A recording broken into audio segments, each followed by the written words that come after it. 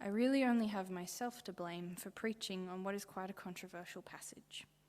Signing up to preach is entirely voluntary, and I did skim the reading before locking in this date. So now I attempt to offer you something of substance to help us wrestle with the complexity of this gospel story.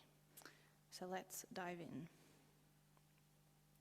Prior to this passage, the Pharisees and the scribes have been criticizing Jesus because they heard that his disciples are eating without washing their hands. In an ongoing pandemic, I can kind of understand why they would be upset. But Jesus' response is to ask the Pharisees why they themselves ignore the commandment to honor one's parents, call them hypocrites, and quote Isaiah. Perhaps what could be disguised as a concern about purity is actually an attempt by the Pharisees to shore up their own power, to poke holes in the legitimacy of this Jesus movement that seems perplexingly to be gaining momentum. So we come into this story fresh out of an argument between Jesus and the Pharisees, a favourite pastime of both parties. Jesus tells them that their obsession with who is clean and who is unclean, who is in and who is out, misses the point. That in fact it is what comes out of the mouth that makes a person unclean. When the disciples tell Jesus that this has offended the Pharisees, he is unconcerned. He believes their false teachings will show themselves to be false, for they do not come from God. That their power will wilt, that this flawed ministry will not end well for the Pharisees or those who follow them. But the disciples are persistent. They want to be sure that they understand Jesus correctly and ask for further clarification, which leaves Jesus exasperated. After all, they are the ones who have been eating with unwashed hands. He elaborates that we should watch our words and be mindful of what motivates us, because he knows that too often we speak out of our own brokenness and project this onto others. Then we get this seemingly unconnected story about Jesus' interaction with an unnamed Canaanite woman. Depending on the translation, she approaches him shouting or crying or pleading. From the outside, and as the disciples see it, she appears aggressive, which is often how some people interpret a woman, particularly a woman of colour, who is shouting, crying, or pleading. But maybe she is simply transgressive.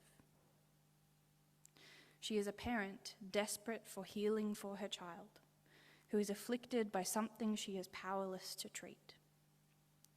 She has heard about Jesus the healer, and she is determined to enlist his aid despite the racial divide between them. Her presence is disruptive because there is no other avenue for her to access Jesus than demanding it. The disciples' response is not one of compassion. Instead, they ask Jesus to send her away. Jesus tells her that he has been sent only to the Jews and not to people like her. And yet she kneels, humbles herself, and continues to plead. Jesus responds with that troubling line: "It is not fair to take the children's food and throw it to the dogs."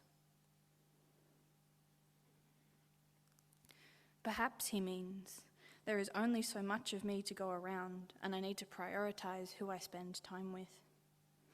Or, the house of Israel is starving for this bread, this body, and I won't rob them of it. Or, my path is set and I can't deviate from it for your sake. Or perhaps it is less savoury. Reverend Dr. Will Gaffney, an African-American priest in the Episcopal Church and a womanist biblical scholar, tells us, when Jesus talks about throwing food to dogs, he is not talking about feeding family pets.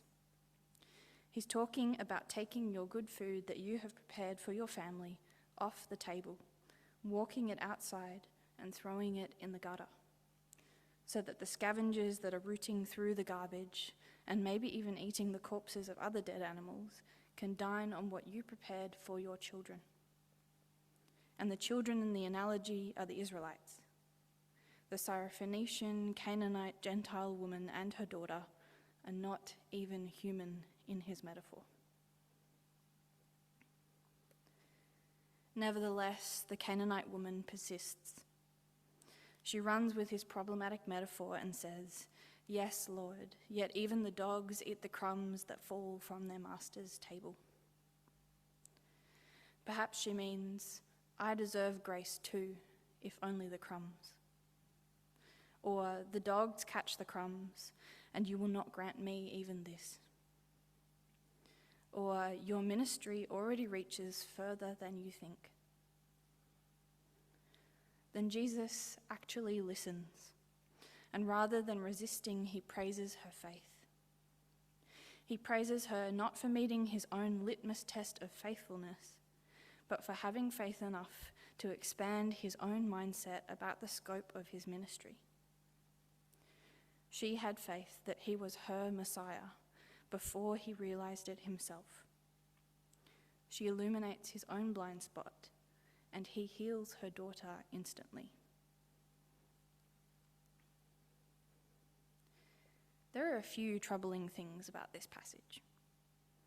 On the one hand, we see Jesus calling out the Pharisees for using purity laws to exclude and encouraging them to reflect on their own motivations before speaking. On the other hand, we see Jesus using what was almost certainly a racial slur toward the Canaanite woman, while trying to justify why he will not heal her daughter. This raises several questions for us to wrestle with. Did Jesus struggle to practice what he preached? Was he also ingrained with learned biases that he could not always see past? Can Jesus be fully human and fully divine if we recognize this moment of imperfection? Will Gaffney says, "The church has taught that Jesus was fully human and fully divine, taught and fought, killed and died over that notion and its implications. But most of us are not ready for Jesus who was quite that human. Even Jesus is affected by the androcentrism and ethnocentrism that characterize his people and their time. Yes, it might be confronting to think that Jesus is also guilty as we are of racial bias, and that his gut reaction is to exclude the Canaanite woman from his ministry. Whether or not you have wrestled with this question of whether Jesus was imperfect, I invite you to name and then set aside that tension for now, and to imagine for a moment that it is possible for Jesus to be flawed. I encourage you to sit with that discomfort long enough to bear witness to the Canaanite woman's persistent faith in calling Jesus in, calling him toward a more expansive ministry. At last year's School of Discipleship, keynote speaker Dr. Ann Patel Gray, a First Nations theologian, interpreted this passage for us. She talked about the way that this story centers the Canaanite woman rather than Jesus or the disciples. A First Nations woman whose ancestors inhabited the land Jesus walks on before the Israelites came out of Egypt. A woman who does not have wealth or power but does have a voice, which she uses to advocate for her daughter. This woman sees more in Jesus than he sees in himself. He doesn't see it yet, but he is her Lord too. So she calls him into accountability. And while at first he refers to her only through the metaphor of a dog, at the end of the passage he recognizes her humanity and calls her woman. She persists in advocating for her daughter's healing, and Jesus must choose between saving only the house of Israel and healing a Canaanite girl. The good news is that Jesus chooses to heal her and does so immediately. Like us, Jesus is shaped by the divisions of his context and makes mistakes. Like Jesus, I hope we can learn to accept accountability. While his first thought is exclusion, he does eventually listen to the wisdom being offered to him and humbles himself. He moves beyond the racial conditioning of his upbringing and embraces intercultural healing. If Jesus can be called into a more expansive model of community, of healing, of restoration, so can we. Sometimes it is easier to preach inclusion than to practice it. Where are we in this passage? Are we the Pharisees, caught up in purity laws and prerequisites instead of fully embracing messy, imperfect community?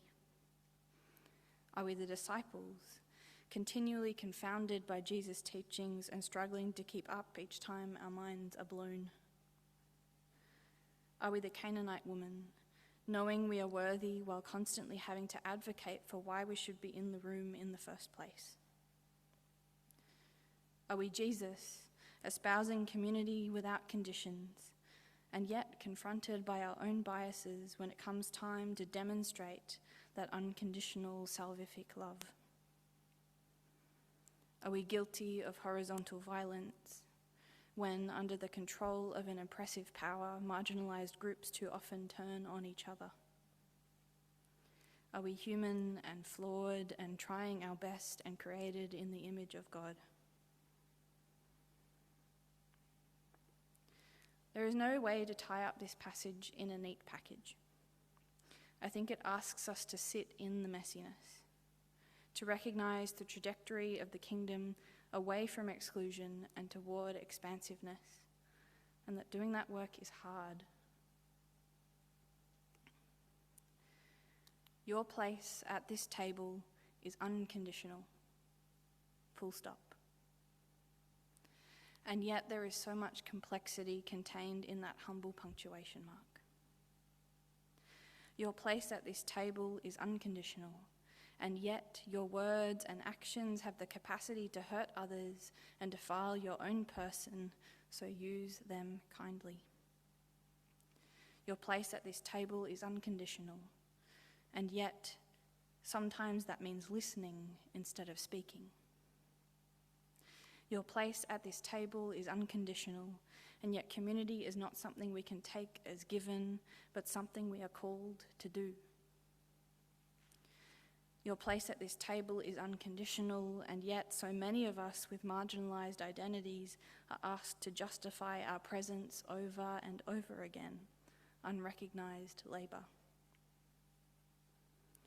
Your place at this table is unconditional, yet it also involves accountability, the discomfort of being called in and recognizing harm you have caused.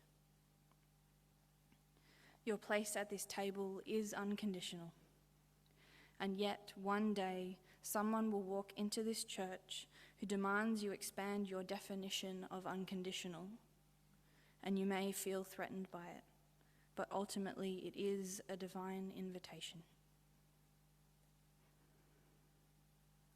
I encourage us to sit with discomfort, to wrestle with the dual humanity and divinity of Jesus, to be honest about the discrepancies between what we preach and what we practice, to own our ability to cause harm and learn from our mistakes, to open ourselves to embrace